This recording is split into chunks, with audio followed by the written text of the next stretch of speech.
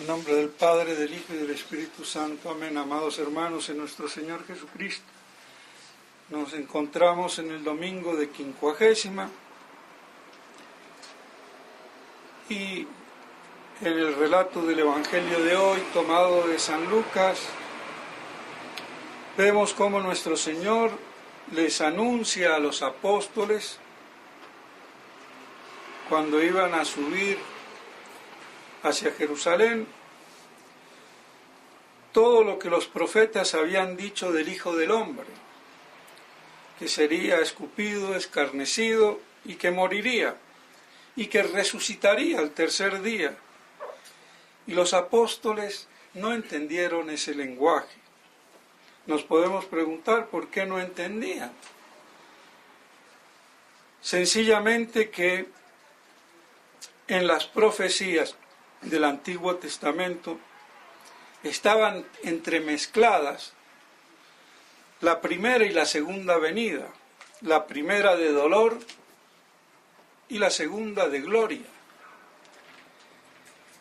Y se quedaron más con la expectativa de la segunda venida gloriosa de nuestro Señor, con todo su real poder y majestad, sobre todo el pueblo elegido, aplastado por los gentiles y el imperio romano subyugado, deseaban con más ahínco su liberación. Claro que esto también se carnalizó y se convirtió en un sentimiento nacional de conquista, de liberación, y lo que era una profecía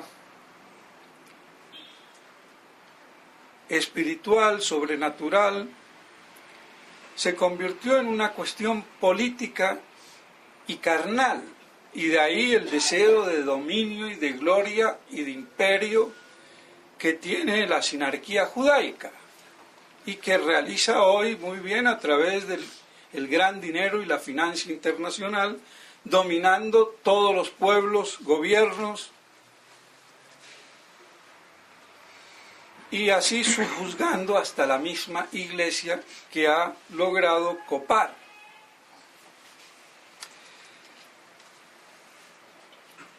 Los apóstoles pues tenían esa idea también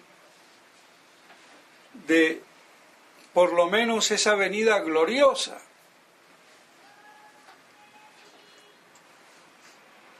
Y no entendían bien cómo iba ese Mesías, Salvador, a pasar por la muerte y el oprobio. Entonces, evidentemente no podían asimilar ese carácter tan humillante de la primera venida de nuestro Señor, que había quedado, como dije, un poco en el olvido, y teniendo más fresco la venida gloriosa, sin que por ello pensaran carnalmente en esa gloria temporal y política como lo hace ahora el pueblo judío. Entonces por eso no entendían, no les entraba en la cabeza. Y es evidente cuando las profecías, y nuestro Señor lo dice, todo lo que se ha dicho del Hijo del Hombre. Esa palabra Hijo del Hombre, ese término, Monseñor Straubinger dice, yo no las he contado, pero que hay 80 veces hace referencia en los 4 evangelistas. 80 veces nuestro Señor, según Monseñor Straubinger, hace alusión a sí mismo como el Hijo del Hombre. ¿Y por qué? Porque es un término eminentemente mesiánico. El Mesías, el Hijo del Hombre. Y mesiánico, y aquí lo agrego yo porque esto no lo dice, parusiaco también. Y la prueba está que esperaban al Mesías con todo el poder de su gloria y majestad, olvidando el de la primera venida. Y que era un término mesiánico, lo tenemos en Daniel capítulo 7, no sé si versículo 13, donde habla del Hijo del Hombre. Y habla del Hijo del Hombre en el sentido mesiánico, en el sentido de Cristo Rey, con todo el poderío, el señorío y la gloria, el poder del Hijo a la diestra de Dios, del rostro de Dios, del retoño de Dios, y de pimpollo, que es como el fruto, la flor de toda la creación que se corona. En ese Hijo de Hombre tenía todos esos significados que están en Daniel, en el Salmo 79, en el Salmo 109 y en el paralelo, el Salmo 2, donde se habla justamente de el Hijo de Dios, la imagen, el rostro de Dios, el retoño, porque el Hijo del Hombre es el Verbo encarnado. Y por eso podría parecernos absurdo, ¿cómo? Dice el Hijo del Hombre en vez de decir el Hijo de Dios, pero es que era el Hijo del Verbo de Dios encarnado, rostro e imagen del Padre, retoño, pimpollo de toda la creación.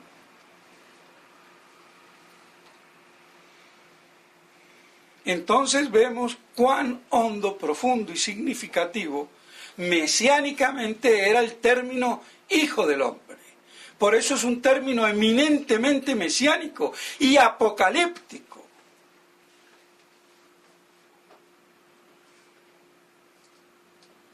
Entonces vemos cómo en ese término está resumida, como lo dice Monseñor Straubinger, toda la misión terrenal, terrestre,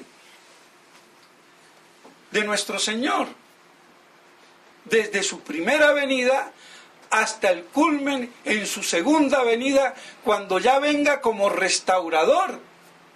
Instaurare omnia in Cristo, decía San Pío X como divisa, restaurar todas las cosas en Cristo. Y Monseñor Lefebvre decía recapitular, para darle mayor significado a ese instaurar que a veces podía quedar un poco no bien comprendido. Entonces, recapitular todas las cosas en Cristo. ¿Y cuándo? El día de la parusía.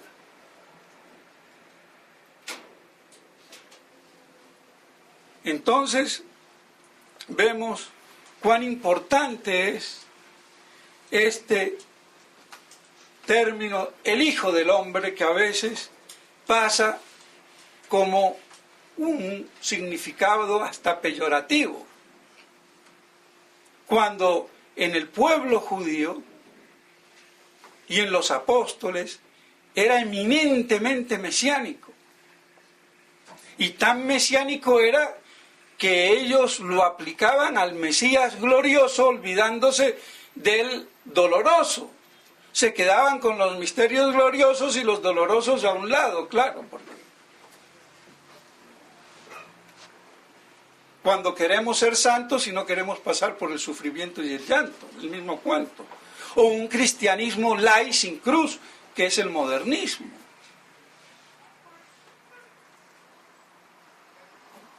Así de difícil y de fácil si quieren, o al revés. Entonces les anuncia su muerte y su resurrección, y no entendían nada. Bueno, después sí entendieron. Y al entrar en Jerusalén, se topan con un ciego, Y aquí viene la cuestión sinóptica, porque uno dice que al entrar un ciego, otros dicen que fueron 2 ciegos al salir, otros dicen que fue un solo ciego al salir. Entonces, ¿qué fueron? 1, 2 al salir, al entrar. Fueron 2 ciegos y fue al entrar y al salir. Lo que pasa es que a veces no se detallan, como hace ver el padre Castellani, los pormenores.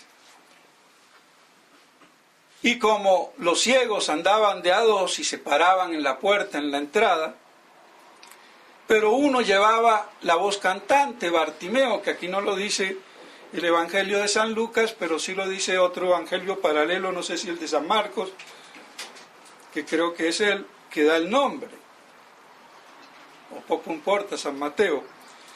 Entonces, eran 2 ciegos, oyen el tropel, preguntan, les dicen que es el Cristo, averigua, se informa, y al salir, a gritos, hijo de David,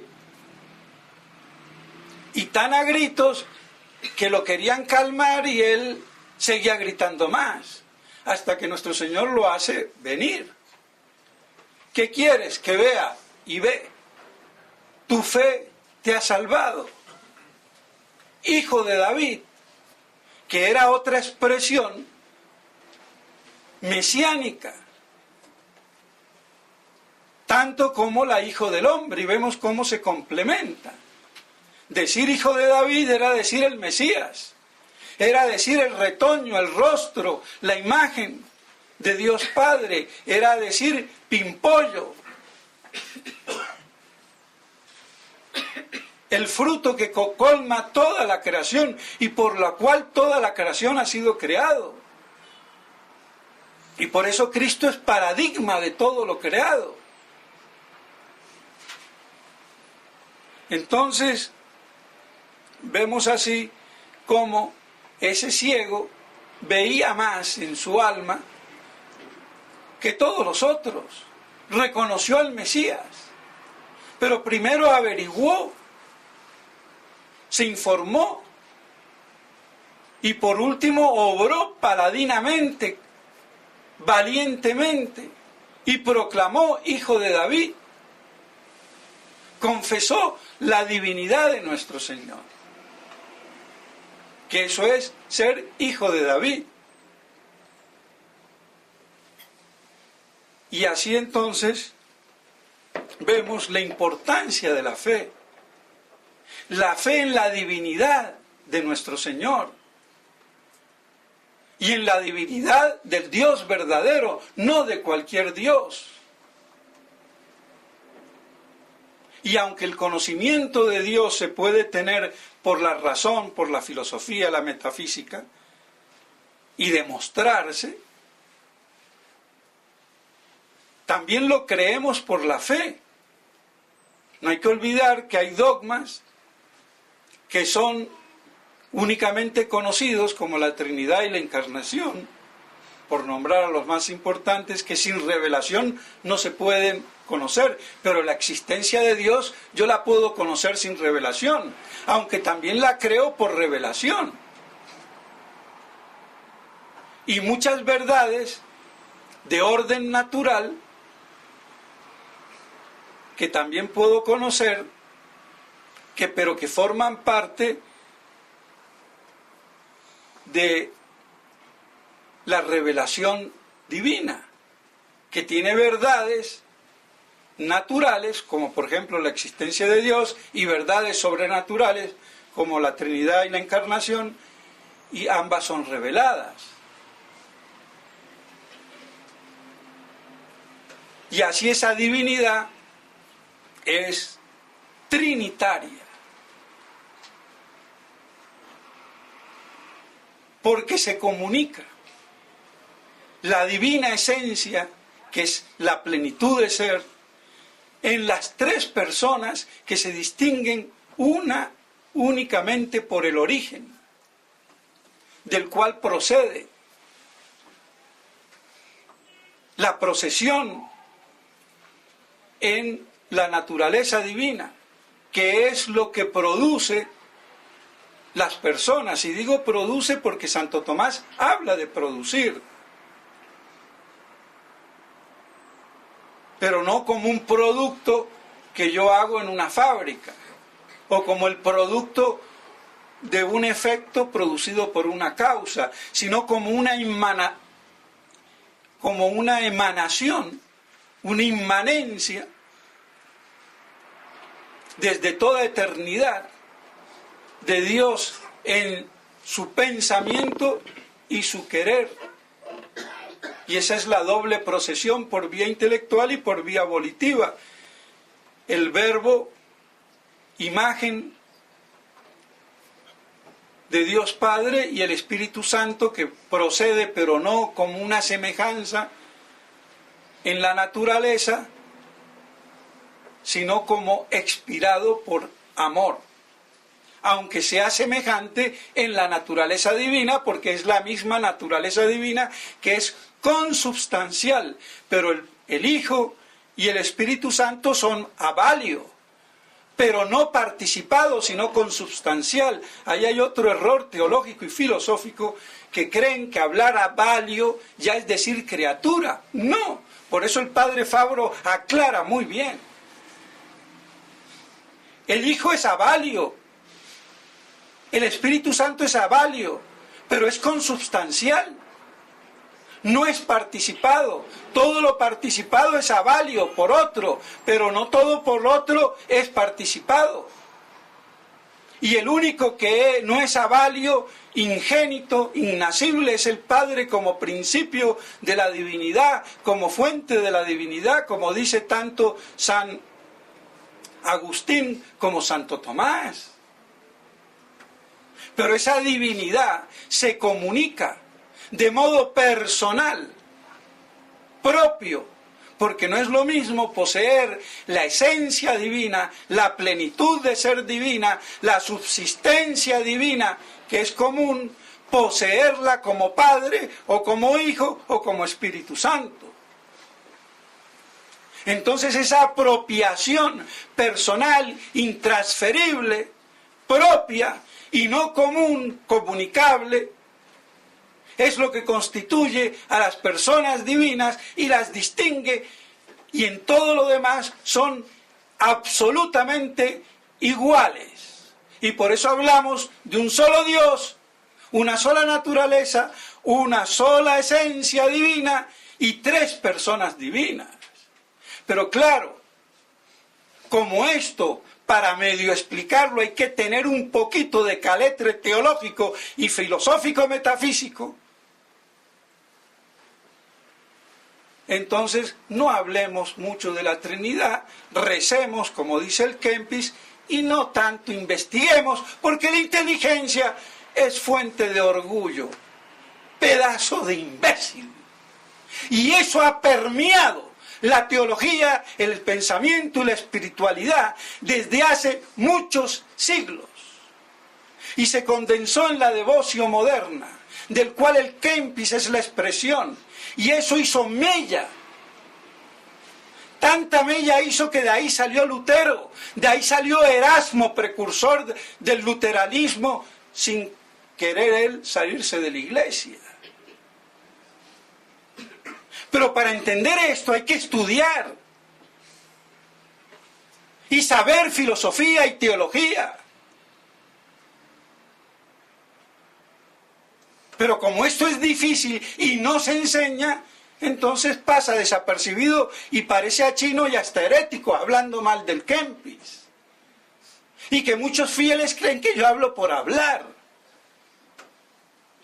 Entonces cuando a mí me pintan a Jesucristo con los cachetitos colorados y a los sacerdotes o los santos con cachetito colorado y que parecen más mujer que hombre, estoy afeminando la religión. ¿Y de dónde viene? De esa afección voluntarista, antiintelectual, que quiere una piedad sin doctrina. Y sin doctrina porque, ¿qué mayor doctrina que el misterio de la Trinidad? Pero si no se explica dentro de lo que se puede explicar para que la gente entienda lo que se pueda entender, entonces ¿en qué quedamos? En el absoluto pietismo, la afección, mi corazón.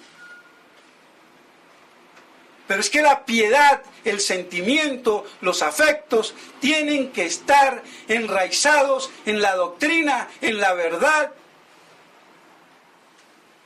y en el conocimiento de Dios a través de la fe, que es una adhesión de la inteligencia, movida por la voluntad, bajo el influjo de la gracia de Dios, pero no es un voluntarismo, sino que es la inteligencia la que adhiere. ¿Y a qué va a adherir la inteligencia? A lo que conoce. ¿Y qué es lo que va a conocer? Los misterios de fe revelados.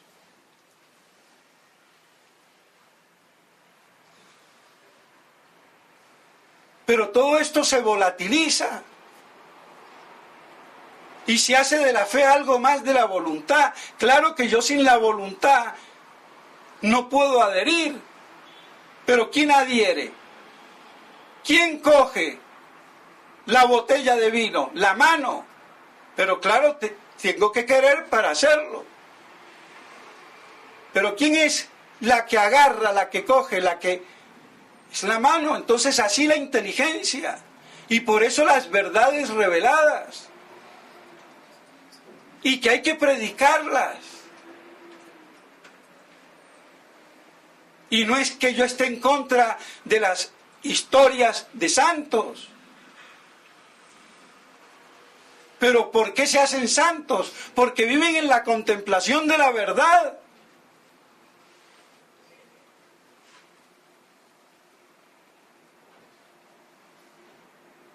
Entonces no invirtamos. Pero eso es más cómodo muchas veces, más piedad, sí. Pero hay que dar piedad con doctrina. Porque la fe es una adhesión de la inteligencia, un conocimiento. Claro que imperfecto, y por eso la epístola nos dice que de la fe, la esperanza y la caridad, la que queda es la caridad. Porque la fe ya no será necesaria ni la esperanza, porque la fe es de lo que no se ve. Y vamos a ver cara a cara. Entonces ya no hay fe, hay es visión beatífica.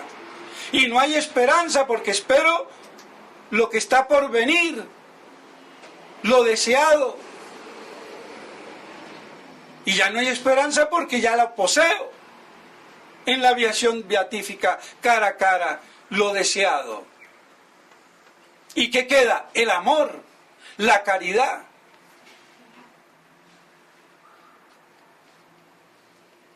Por eso desaparecen las otras dos virtudes. Pero aquí en la tierra, sin fe, yo no tengo ni esperanza ni caridad. Pero la caridad en este mundo se ha también adulterado.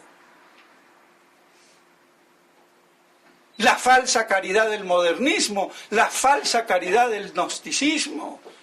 Jean Borel, el gnóstico más grande hasta el día de hoy, mayor que René Guénon,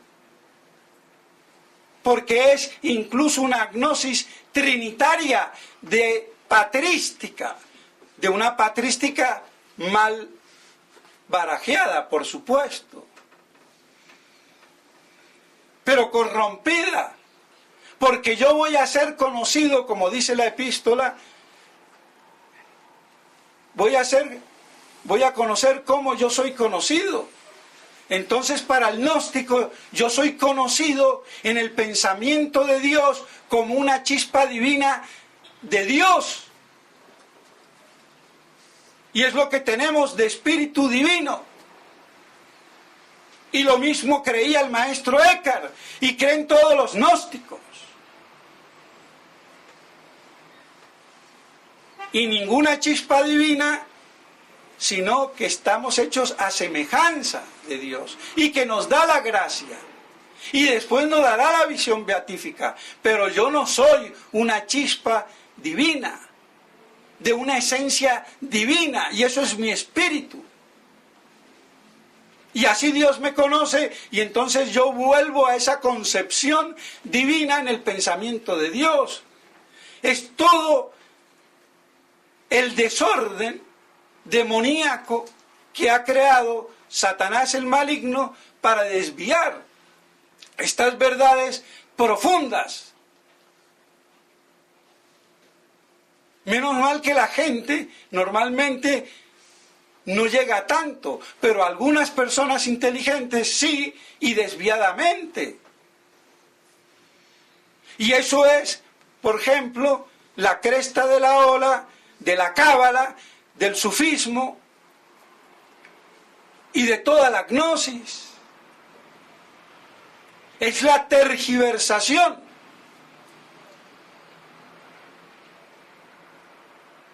del verdadero conocimiento de Dios, de la verdadera visión beatífica.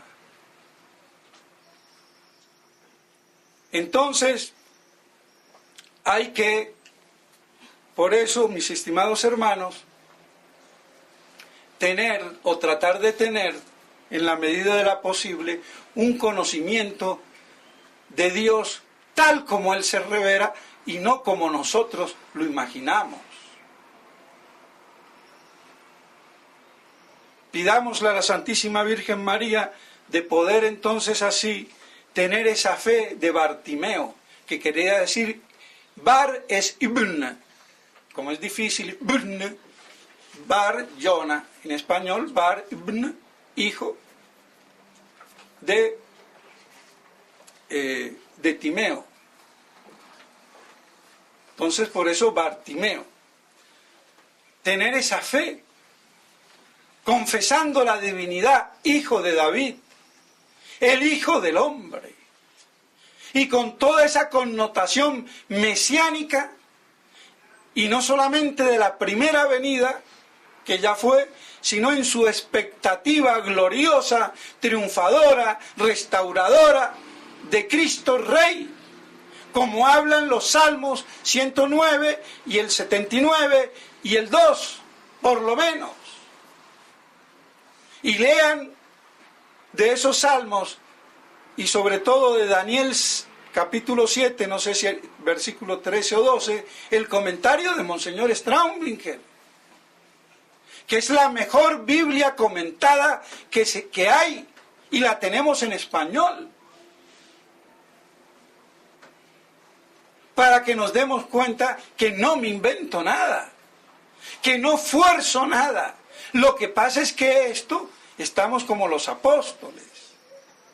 No entendemos, porque nos hacemos una idea desfasada, con una parte de la verdad, sin ver la totalidad de la integridad de las cosas. Y entonces así, como los judíos se equivocaron, como hace ver muy bien el padre Castellani, quedándose más con la segunda venida gloriosa que con la primera dolorosa, nosotros ahora es al revés, nos quedamos más con la dolorosa de la primera venida y nos olvidamos de la segunda. Y eso en el clero tradicionalista. ¿Cuántos hay que predican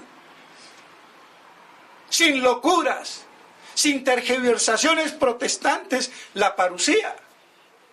Porque los testigos de Jehová y los protestantes tienen como resorte eso, pero en su concepto judaico carnalizado.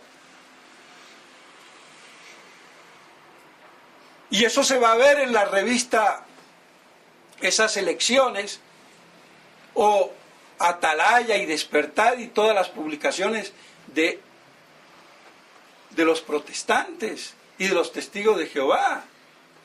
Ese reino a lo judaico, con la diferencia que antes no había el Nuevo Testamento y ahora sí lo hay.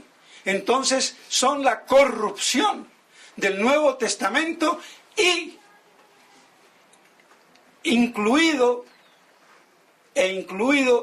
el Apocalipsis, que es la gran profecía apocalíptica de San Juan, de la segunda venida de nuestro Señor. Y que las hecatombes, desgracias y miserias es el preámbulo, la ocasión para acelerar, abreviar los tiempos y que venga Cristo Rey. Y así entonces el Hijo del Hombre, el Hijo de David, venga y realice la gran profecía posparusiaca de que se haga un solo pastor bajo un rebaño, o un rebaño bajo un solo pastor.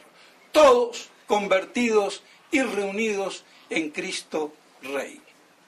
Profecía que está por realizarse y no se va a realizar antes. Por eso interpretan mal todos los fatimólogos que no cuajan. Creen en un triunfo de Fátima antes de la parusía, y es imposible, porque el triunfo de los sagrados corazones, del Inmaculado Corazón, es el triunfo de Cristo Rey cuando Él vuelva con todo el poder de su divina gloria y majestad. A ver si entenderemos por una buena vez. Pero está la lagaña y la maraña que tenemos en la cabeza de falsas ideas, de falsos apocalipsis, de falsos reinos, que parece que estamos noqueados.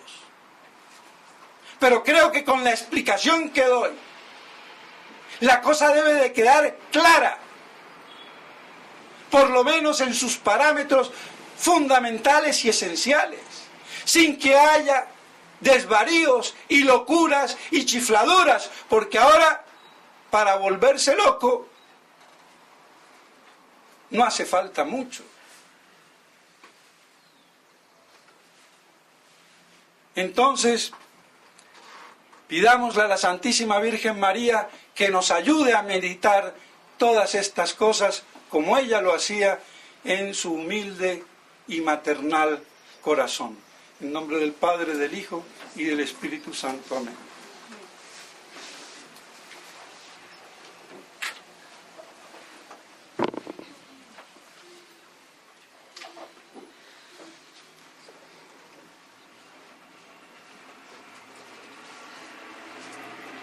Credo in unum Deum, Pater omnipotente, Patror in celi et